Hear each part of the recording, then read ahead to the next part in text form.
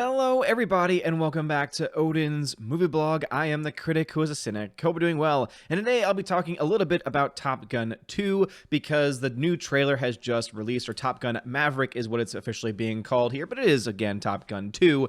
And though many other channels are doing actual trailer reactions, I've always found difficulty doing them because every time I do, they get copyright claimed, even though there's commentary and there's explanations and all that stuff. So instead of just dealing with that nonsense, I've decided just to talk about just the overall thoughts on the trailer, but also about the film itself, because there are more things now that I've been looking into, because this trailer, for the first, let me just start off by saying the trailer is great. It is a solid second trailer, or I guess first official trailer for the film. It has me even more pumped than the teaser trailer had me for it. There are a couple of characters that I didn't know existed. There are a couple of actors that are a part of the movie that I did not know were a part of it either, because I tried to usually stay as far away and far removed from that kind of stuff because I don't want any major spoilers for certain films, and this is one that I definitely have a lot of interest in, and so I've tried to avoid it as much as I can.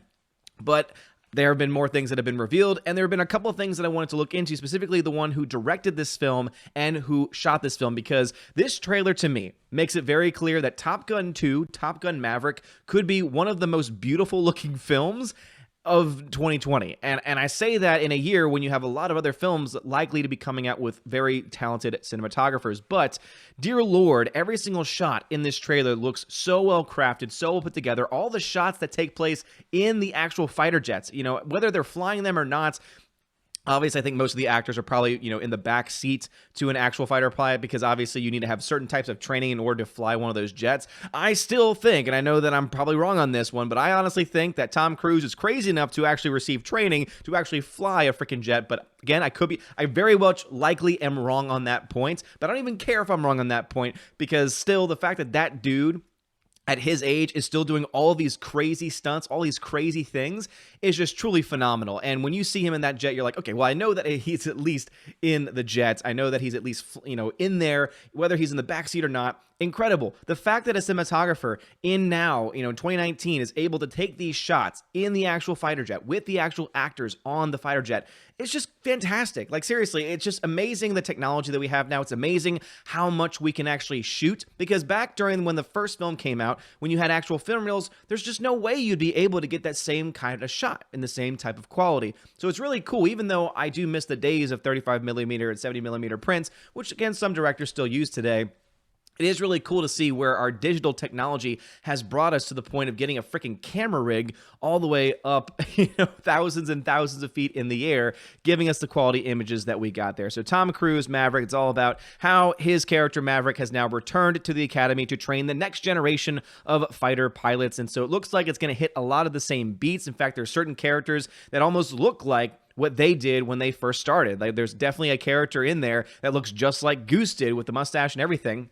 And so I think that's going to be interesting to see what characters are brought about. There seems to be a volleyball scenes too, which gets the nostalgia, gets us all thinking, oh man, I remember how much I really enjoyed the first Top Gun film, so this looks like it could be very good. But I would say that if you weren't a fan of the first Top Gun movie, or you weren't crazy about it, and you're a fan of film, I would look to see the production team behind this movie if you are not yet convinced that you want to actually see this film. For one, Joseph Kosinski is the one that is going to be directing this film. Now, he doesn't have a very long, very broad filmography, but the filmography that he does have is very well known for having beautiful visuals. So he did Tron Legacy back in 2010, Oblivion, which personally is a movie I think is very underrated. I love that movie for so many reasons, most especially because it is one of the most beautiful looking films, especially in the year 2013 when it came out. And it's based on his original graphic novel. So again, he wrote, directed, and produced that film. So that should kind of speak volumes as to the kind of talent that this guy has. He also did Only the Brave in 2017, which dealt with firefighters. And he's able to bring some of the cast members that he's worked with on that project into this film.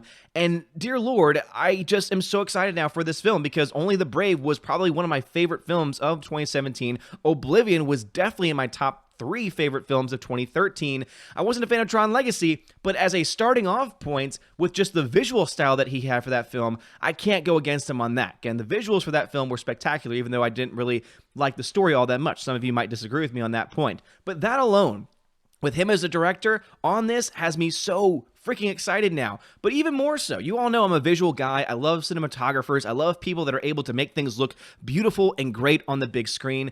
And the cinematographer for this is Claudio Miranda. And Claudio Miranda is known for several things. For one, he was known for Failure to Launch, which is kind of a weird one you would think, but he's also known for a lot of other great films, like Curious Case of Benjamin Button. Cinematography for that film was fantastic. Tron Legacy, again, as I've already mentioned, the visuals were some of the best parts of that film. The Life of Pi, which, whether you're liking that Ang Lee film or not, can't deny the fact that it looked freaking gorgeous. But here we go. He did Oblivion and Only the Brave working with Joseph Kosinski. So basically what that tells me is that this guy has a track record of making beautiful looking films and also making beautiful looking films with Joseph Kosinski as his director. So what does that mean for this film? It means that, as I said previously, I think that this will be one of the best looking films, visually speaking at the very least, of 2020, and that is why I'm excited for it, because you all know story is important to me. Objective facts, objective qualities are important to me, but that especially includes direction and visual effects. And the fact that in that trailer we could see almost all practical uses with actual jets and all the stuff in between has me so freaking pumped from this movie, because nowadays Hollywood, in modern day Hollywood, you would get so many more studios that would much rather, so many other directors that would much rather just put it all into CGI, put it all into the computer and let all that be taken care of the way that it is. Instead, we have people that understand practical effects, but can also do visual effects with CGI as well, and I think are going to be able to have it work seamlessly with each other and produce something that, at the very least, whether the story is good or not, looks freaking beautiful. I will say the story definitely has me intrigued, especially with some of the casting announcements, or at least some of the casting choices that they have made for this film. Again, Miles Teller is going to be in this film, which has me very, very, very excited for it. And as I said before, if you want to read that, you're going to have some, I guess, spoilers for the plot, but it is a part of the general plot synopsis, so I'm sure it's stuff that we already know is going to happen. Certain casting choices, certain looks are going to be basically connected to the original characters from the first film as well. But you have Jennifer Connelly in it, Miles Teller in it, Monica Barbaro, John Hamm, Val Kilmer, Ed Harris is in it as well, and that just has me excited for so many damn reasons. I'm excited for this film. I'm not gonna lie, it's great to be excited for a film.